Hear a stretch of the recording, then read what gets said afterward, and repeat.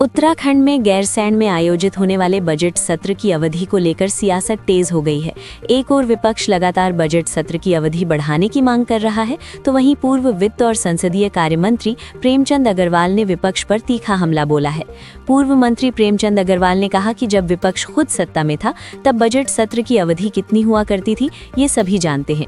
उन्होंने कहा कि सत्र की अवधि सरकार के बिजनेस और कार्यसूची के आधार पर तय होती है, न कि राजनीतिक दबाव के आधार पर। डॉक्टर अग्रवाल ने विपक्ष पर आरोप लगाते हुए कहा कि विपक्ष केवल सत्र की अवधि बढ़ाकर जनता का पैसा बर्बाद करना चाहता है।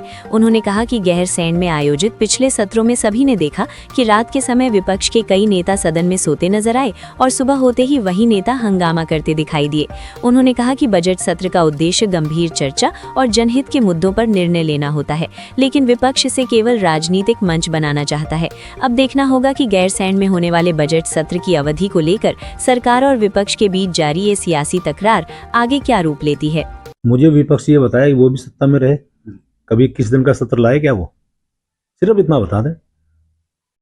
मैं 21 दिन की बात छोड़िए, 11 दिन लाए, इतना बता दें। वो मतलब अपने जब टाइम पे तो आप की जो अवधि है सत्र की लगभग ऐसी रही है, ठीक है, 1-2 दिन ऊपर नीचे हो सकता है।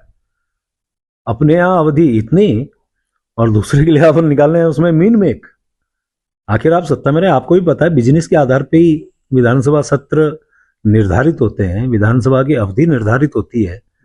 हमारा जो राज्य है निश्चित रूप से जिस प्रकार से हमारी विधानसभाएं चलती हैं, यदि उतने में फ्रूटफुल हो, मैं उसी विपक्ष से कह रहा हूं, यदि 5 दिन की अवधि है उसमें भी यदि वो मीन में हल्ला गुल्ला जिस प्रकार से होता आया, पिछली बार तो आपने देखा ही है, इसी गैरसैंण में जहां ये सत्र हो रहा है, रात भर तो आप सोए, दिन भर आपने चलने नहीं दिया सत्र को।